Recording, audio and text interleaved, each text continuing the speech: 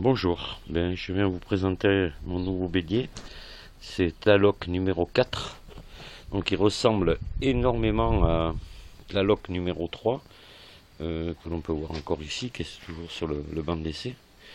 Voilà, ce cas il est un peu plus gros parce que Tlaloc 3 était en 20-27, celui-ci est en 26-34. Donc je présente pas la cloche parce que la cloche est strictement identique à celle de Tlaloc 3. La différence qu'il y a, j'ai fait un clapet clapet de choc batteur beaucoup plus costaud, beaucoup plus épais. J'ai utilisé là du métal de 10 mm d'épais. S'il faut que ça tienne tout ça. Ici le fourreau qui tient les paliers polymères, c'est du 25 mm. Voilà, et là la différence qu'il y a aussi avec Tlaloc 3, il suffit de regarder ma vidéo précédente, c'est que les paliers ce coup-ci sont sur le batteur et non sur les guides ici. C'est-à-dire que l'axe est fixe maintenant et c'est uniquement le batteur qui bouge autour de l'axe.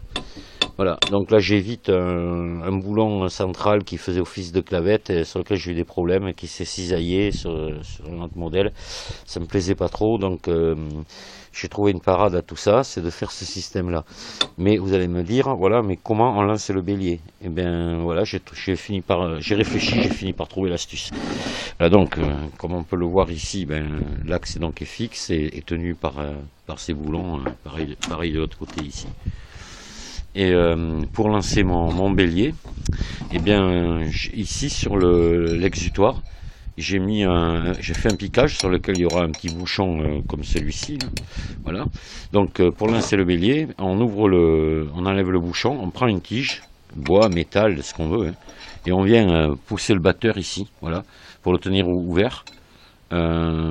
Et au besoin aider le bélier en poussant, en retirant pour le faire démarrer. Et une fois qu'il est démarré, on remet le bouchon ici, terminé. Voilà, et là toujours le petit bac traditionnel dessous, sous l'exutoire pour éviter que l'air ne remonte à l'intérieur. Ça j'ai déjà expliqué sur mes autres vidéos.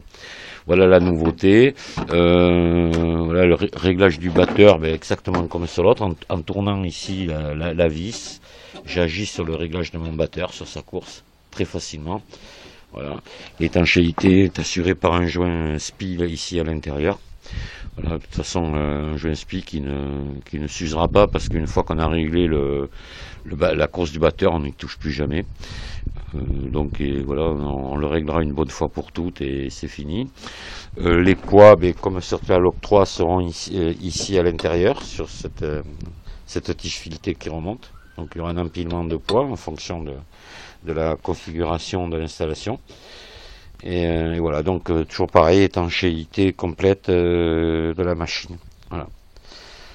Voilà, donc je me répète, je résume, peu de différence envers Tlaloc 3.